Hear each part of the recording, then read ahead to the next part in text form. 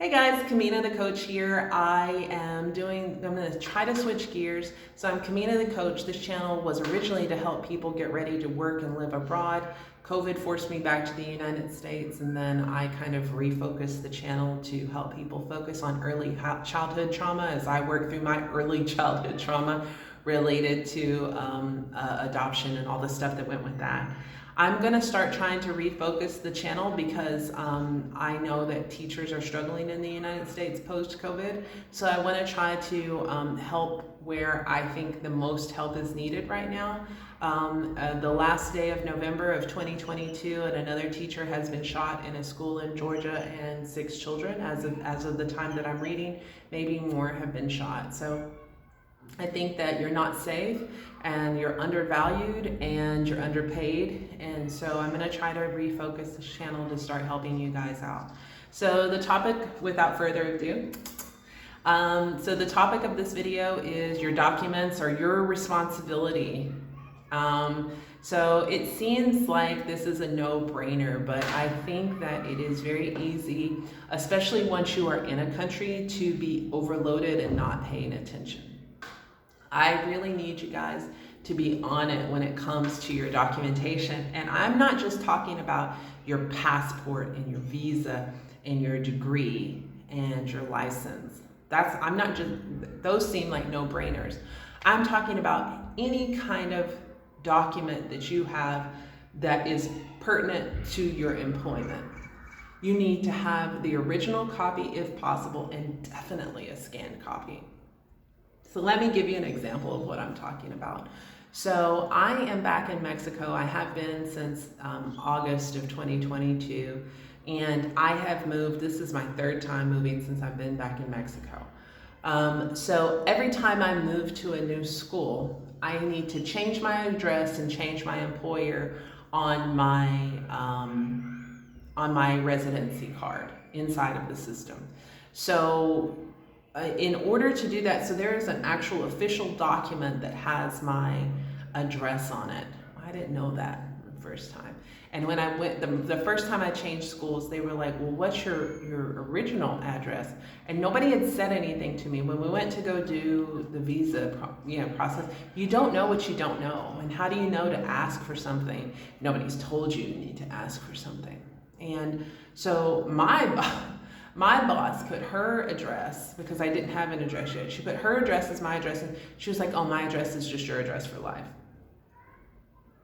And I didn't have a copy of this document, so I went to my next school and they were like, well, what was your previous address? I'm like, I don't know.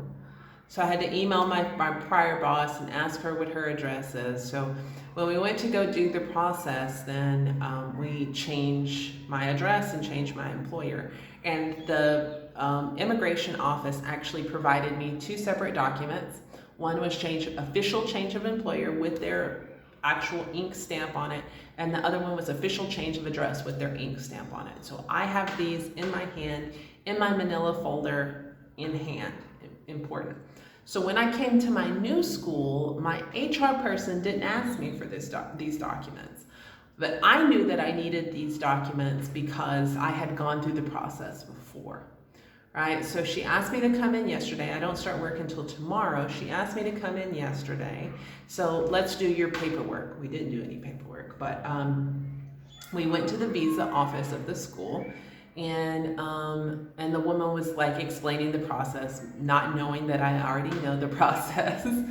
And she's like, oh, and this and this and that. I'm like, well, do you need this? And she was like, oh yeah, this is the change of employment. I was like, uh-huh. She's like, well, do you have the address? Boom, here you go. So I have the original change of employer, change of address. Boom. She was like, okay, I'm gonna go make copies of these. So she took my original change of employer, change of address, and my passport and my residency card.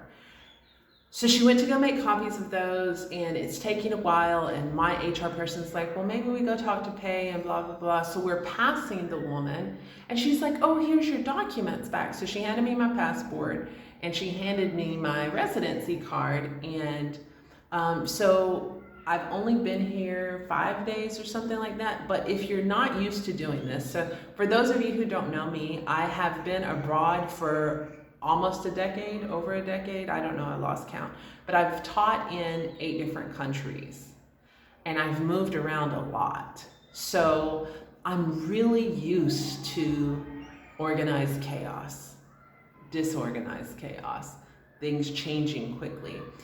Please be prepared. If you are new to teaching abroad, be prepared to be bewildered. Be prepared to be overloaded and get comfortable with being uncomfortable. So if I was new to being abroad, there is potential that I would have not thought to ask for my original back. So she's handing me everything and I'm like, well, where are my originals? She's like, oh yeah, and it was genuine. She wasn't trying to slight me my original documents. She wasn't trying to keep them.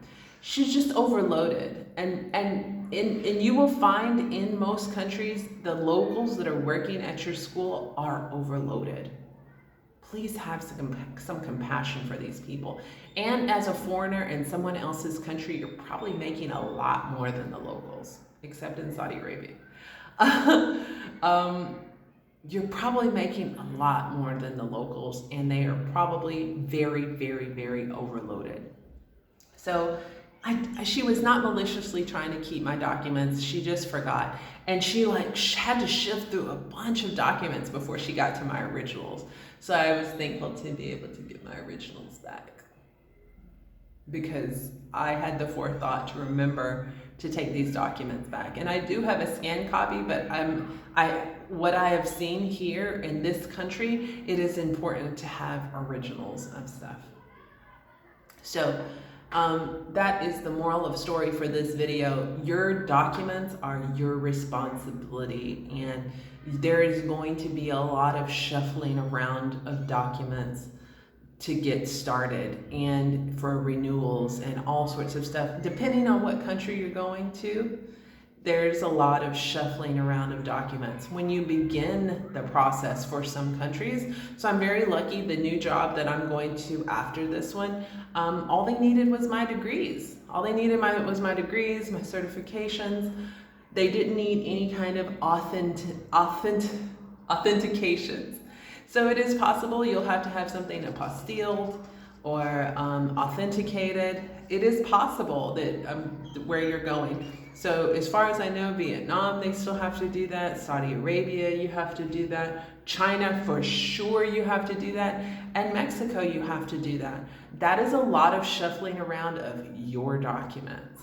So, and so I think that I've done another video on this before, but so there is a lot of handing over your documents to people to stamp and sign. You have to start with a notarization, and then you go to the State Department, and then occasionally it has to go to the Department of the State, which is at federal level, and then sometimes it has to go then to their embassy in the United States. So China will require that. So that is handing over, handing over. Just be mindful of your documentation and make sure that you get your original back every single time. Make sure you have a digital copy of everything. It would seem, I would never say that it's a no-brainer. To some of you who have been possibly doing this for a long time, some of you that are older teachers, you would say no-brainer. This is to the teacher who has not been abroad before, who has not gone through this process before. Also to you young people who are not used to shuffling around your official documents. I know that when I was a young person in the military, this was a big one as well. And I was so thankful to older soldiers who told me, keep all of your documentation. No one tells you that when you get started, so I'm telling you that. And that is the moral of this story, and I'm sticking to it. I am going to do more videos geared towards you teachers. I am Kamina the coach if you want to work with me so I can kind of help you get yourself organized to get ready to go abroad, get everything prepared for you to go abroad. I am happy to work with you. My email is in the channel. It's Kamina the coach with a K @gmail.com. If you are an American of color, feel free to join Americans of Color Teaching Abroad on Facebook, or Overseas Jobs for Black Americans on Facebook as well. If you'd like to work with me privately, feel free to reach out. It's a very reasonable hourly price. Otherwise, feel free to scroll through my channel and look for all that information in there. A lot has changed post-COVID, but I will definitely not lie to you. All right, and you're more than welcome to ask me questions online or in the comments, and I'll do my best to help you out. So, sending you a love, light, peace, and joy. Until next time, guys, my name is Kamina the Coach.